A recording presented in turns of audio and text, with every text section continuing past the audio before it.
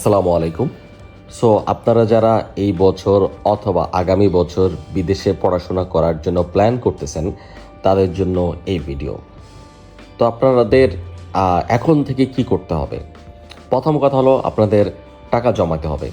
কারণ হলো যে একদম আইএলটিএস পরীক্ষা দেওয়া থেকে শুরু করে বিদেশে যাওয়ার জন্য প্লেনের টিকিট কাটতে হয় এবং সেটার জন্য কিন্তু টাকা প্রয়োজন হয়। সো আপনার প্রত্যেকটা স্টেপে কিন্তু একটা ভালো অ্যামাউন্টের টাকা প্রয়োজন হয়। সো আপনাদের প্রথমে উচিত টাকা জমানো শুরু করা।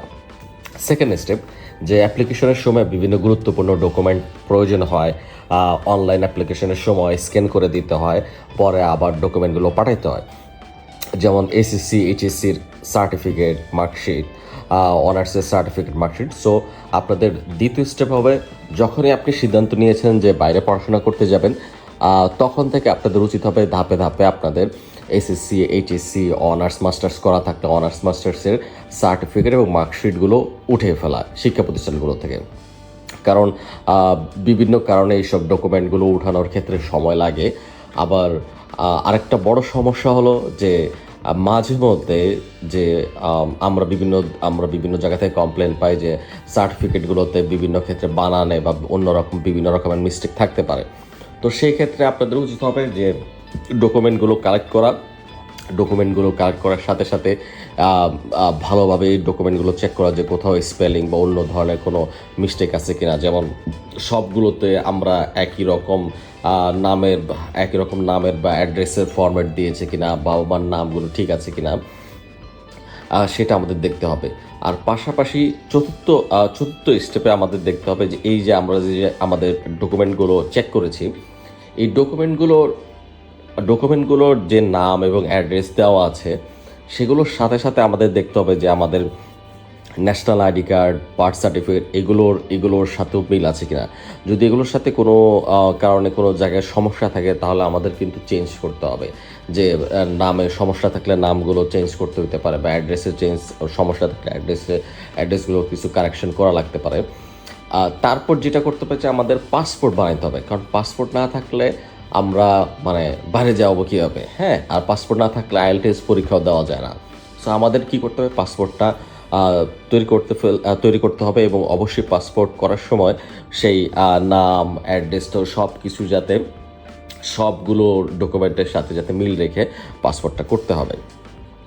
তারপর আরেকটা গুরুত্বপূর্ণ বিষয় হলো যে আমাদেরকে কিন্তু বিভিন্ন রকমের টেস্ট দিতে হয়, যেমন জিআরই, স্যাট অথবা আইএলটিএস এক্সাম। তো বিভিন্ন ধরনের এক্সাম আছে যে আমরা যে বিশ্ববিদ্যালয়গুলোতে অ্যাডমিশন এবং স্কলারশিপের জন্য আবেদন করব, সেখানে আমরা দেখব রিকোয়ারমেন্ট কী।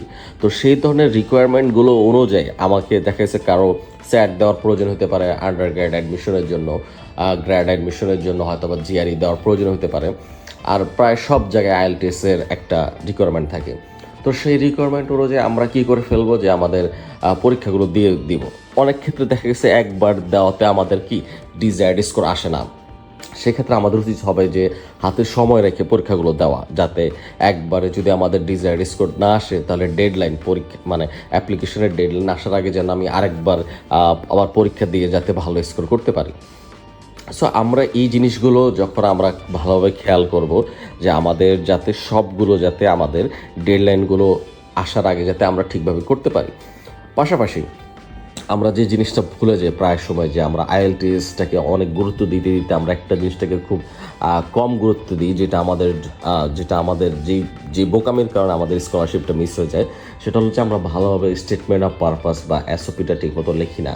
তো আমাদেরকে যেটা করতে হবে, সময় নিয়ে, যেমন আমি কোন সাবজেক্টে যাব, যেমন কম্পিউটার সায়েন্স বা যদি ফার্মাসি বা এই ধরনের সাবজেক্টগুলো যদি বা যে কোনো যে সাবজেক্ট অনুযায়ী আমার ব্যাকগ্রাউন্ড অনুযায়ী আমি যে সাবজেক্টে যাব, সেই অনুযায়ী আমাদেরকে কী করতে হবে, স্টেটমেন্ট অফ পারপাসটা লিখে ফেলতে হবে।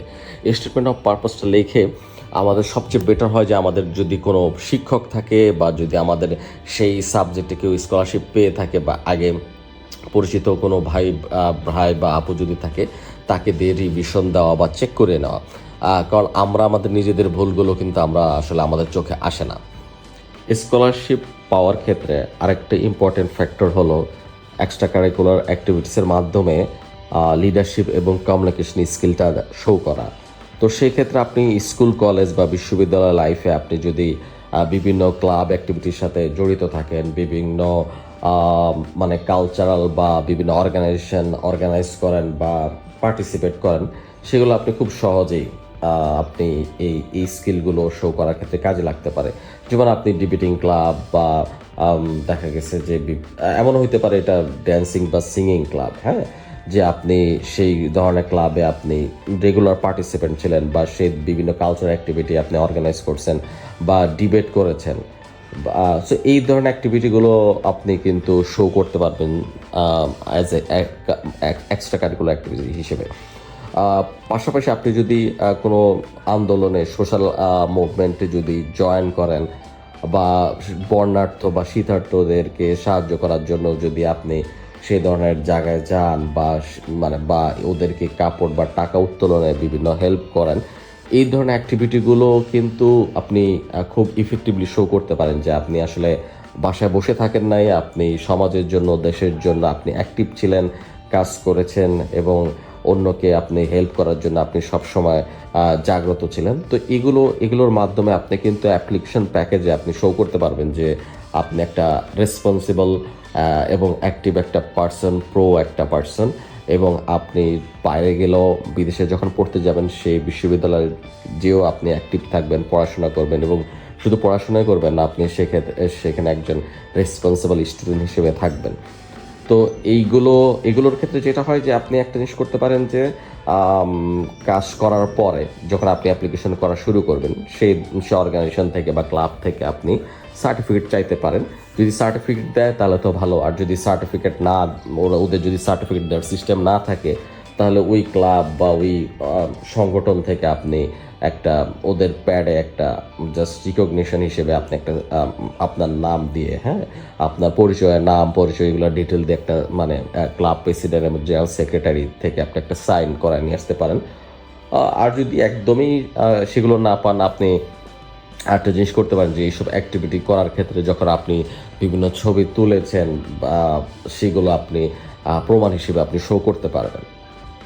তারপর আরেকটা বিষয় হলো যে আমরা হায়ার স্টাডিজ করার ক্ষেত্রে আমাদের কিছু স্কিলের প্রয়োজন হয়, প্লাস হলো যে কিছু ডকুমেন্টের প্রয়োজন হয় যেগুলো আমাদের বাইরে যাওয়ার জীবনটাকে অনেক সহজ করে ফেলে, যেমন ড্রাইভিং লাইসেন্স। সো আমরা কি করব যে সময় থাকতেই কি করে ফেলবো, আমাদের ড্রাইভিং লাইসেন্সটা করে ফেলবো এবং সময় থাকতে আমরা কি করবো, একটু গাড়ি বা বাইসাইকেল চালানোটা শিখে নেব বাংলাদেশ থেকে। পাশাপাশি যদি সময় থাকে আমরা একটু সুইমিংটাও শিখে ফেলবো, কারণ ফর এক্সাম্পল কানাডা, আমেরিকাতে অনেক সুন্দর সুন্দর লেক আছে, হ্যাঁ। তো দেখা গেছে যে ওইখানে চলে গেলে দেখা গেছে মন চাইবে যে একটু সাঁতার কাটি, একটু গোসল করি, হ্যাঁ। তো সেক্ষেত্রে এইগুলো একটু খেয়াল করে নেবেন।